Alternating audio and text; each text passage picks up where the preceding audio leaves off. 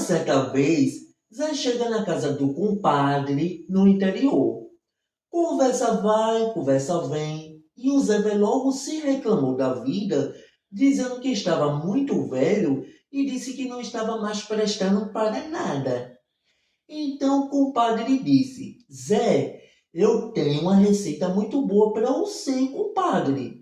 E o compadre lhe perguntou: e o que é? E o compadre disse: você pega uma bacia, enche de vinho, vai lá no pé de manga, cata um monte de folha e joga dentro da bacia. Depois você entra na bacia e fica lá.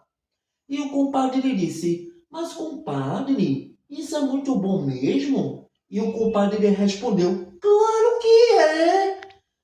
Isso vai deixar você ficar novinho e folha!